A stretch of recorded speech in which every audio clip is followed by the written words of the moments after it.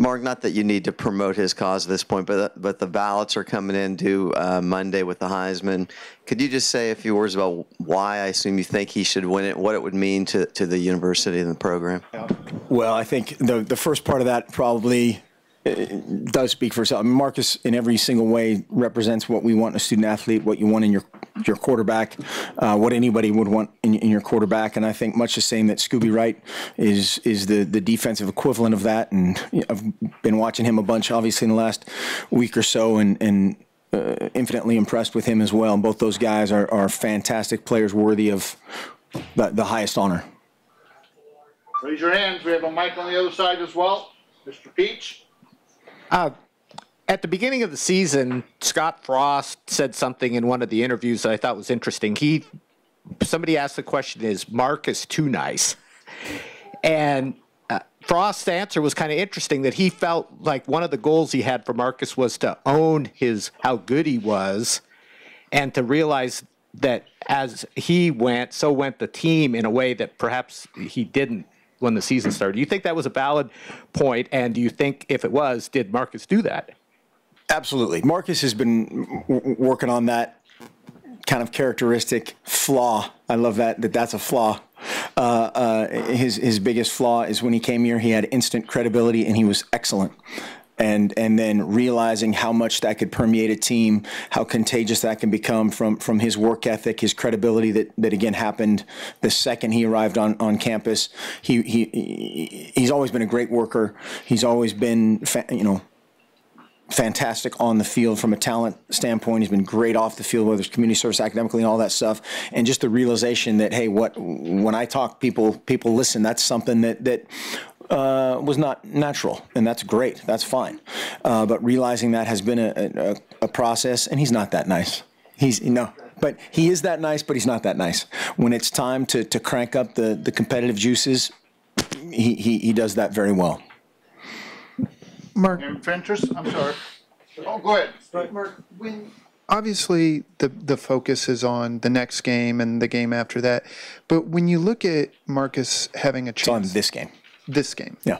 When you look at Marcus having a chance to win the Heisman, what does that do for a university in terms of more a higher profile recruiting, that sort of thing? What does just having that trophy at the school do for this university and the football team? I have no idea. It gets Chris in front. He's not normally here, so that's big time. But having the next game takes care of all that stuff. And I think, again, our total focus, Marcus's total focus is today and our team and now.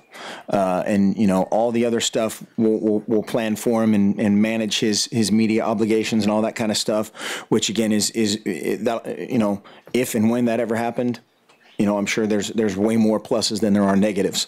But the only way that happens, again, is just trusting that process, believing in everything that we do, as he has been in lockstep with from his time he arrived on campus. Right here, Coach.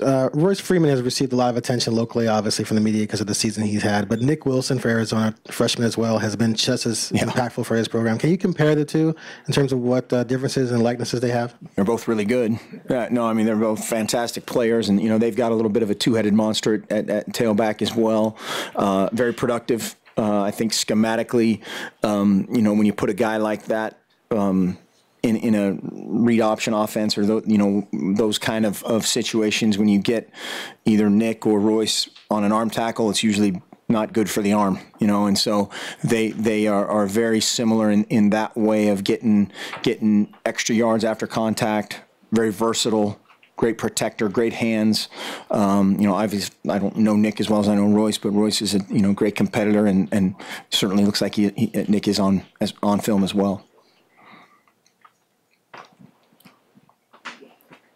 Andrew?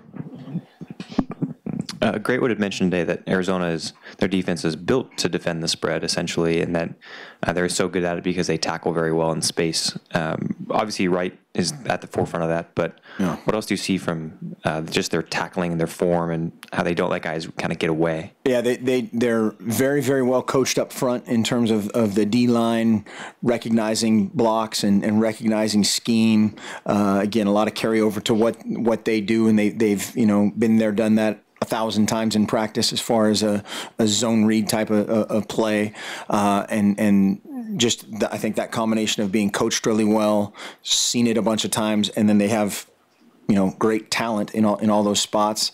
Obviously, like you said, of them freeing up a great player in Scooby Wright, creates a lot of problems. Molly Blue in the back. Mark, maybe I've missed it, but there doesn't seem to be any sort of Heisman campaign from Oregon for Marcus Mariota. There's no mural in Manhattan. There's no notebook with his picture on it or anything. Was that a program decision, a university decision, a Mariota decision? What went into that? The no campaign. I think our quote unquote campaign is to play well, and to prepare great and play well, and all that other stuff takes care of itself. I think the University of Oregon is in a position because of some of that other stuff in the past that if you do that, there's that talk, and that that's good, that's great. But at the same time of preparing well, playing well, and focusing on our process, that the rest of that stuff is a byproduct of that. Chantel? I was curious, what is the biggest difference on the defense that faced Arizona about a month ago and the defense that'll face Arizona this week? Mindset, I would say. I think our guys are more confident in what they're doing. Total, hopefully total understanding in how we are attacking them, and I think that's part of it as well. You have to, their whole deal, as is our whole deal, is push the pace and try to keep the defense on their back foot. At some point, you have to put your foot down and turn it the other direction. And we've been headed, better in that direction. Not perfect, not near perfect, but a bunch of guys willing to work, toward getting better. Jake Ziven? Mark, on a similar line, a lot of the defensive guys have said since that game they feel they've practiced better. How have you seen that concretely in practice? What changes have you seen since that loss? And maybe not just on the defense, but the whole team. Yeah, I think our guys in general have been extremely competitive, and we want tough competitive practices when we're going, we're going. And, that's an 11-man deal on each side of the ball, or if it's special teams or scout or, whatever it is. I think the collective competitiveness of our team is very high. And so if I'm the scout team R3 on kickoff coverage, I have to give maximum effort to give that look. Same with offense, same with defense. And I think defensively we've communicated better. We've had a sense of urgency for every second of practice. Not every second. That's unrealistic, but the vast majority of a walkthrough, way more urgency, way more attention to detail, way more volume, all the things that you want to see out of those kind of situations. Steven Alexander in the front. Mark, when a few years ago, when Darren left early for the NFL, one of the things that was speculated was that he was worried about Marcus coming up behind him.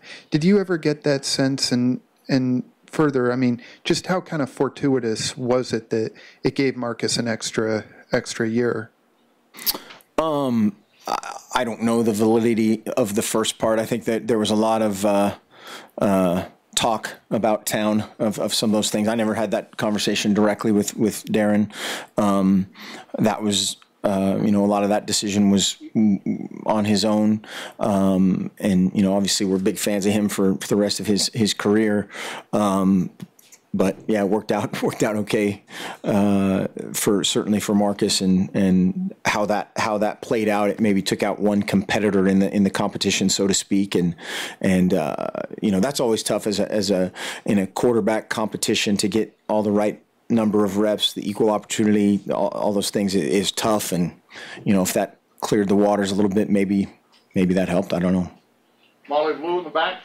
Mark, following up on Chantel's question, what's the biggest difference in the offense between the first game against Arizona and the game coming up?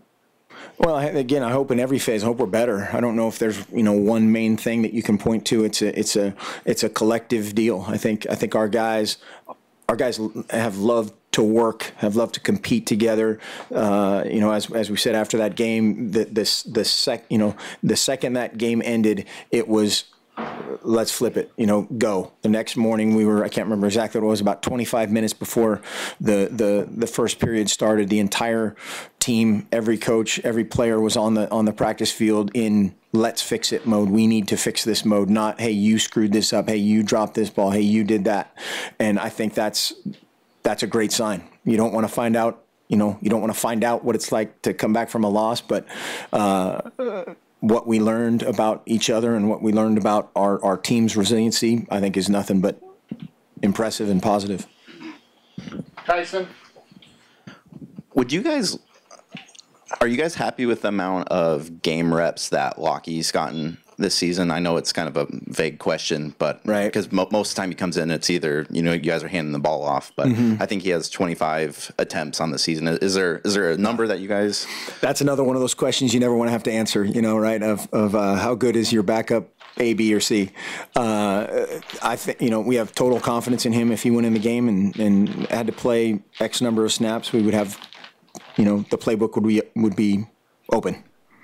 I think would be the easiest way to deal with that. You talked about flipping it and how they were so efficient at, I guess, not looking back, but looking forward after the loss. Last year's team, can you compare to kind of how last year's team moved on after a loss? I know they're two different teams, but just, I guess, the differences.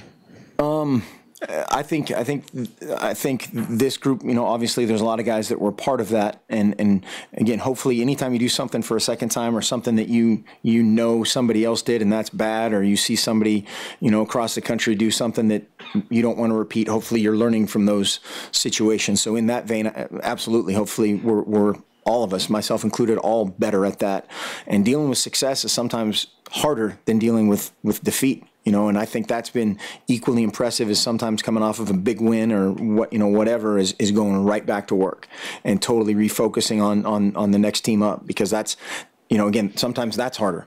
But so far so good. So far so good this week. We've had good preparation thus far and have to play a clean, great game to have a chance.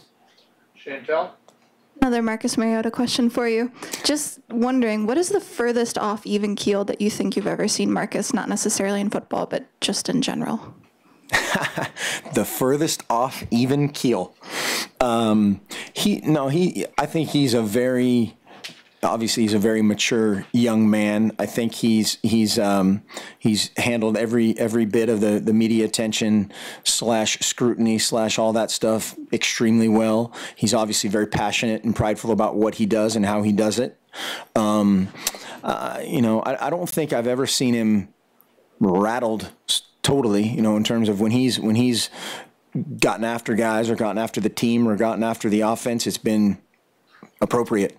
It's not going crazy because somebody's shoelace was untied or something. He had a valid reason for getting after guys, and then equally he has a great feel for going up to somebody else and putting his arm around him and going, hey, dude, we need you to do this better. We need you to do this right. If it's that kind of just knowing which buttons to push with different guys.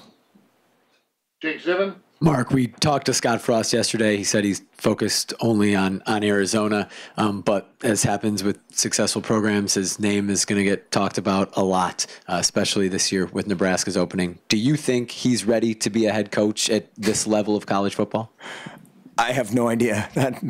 That's I've certainly given him my input on that, which will remain private, but and not relative to this year in that situation. But it's he is one of many coaches on our staff that have definitely that X factor of whatever leadership, the charisma, all the things that go with what his long-term goals are, and he's a great friend of mine and will be forever, whatever career path comes down the road, and he is absolutely focused, as is the rest of the team, not on bronze statues or other jobs, but Arizona.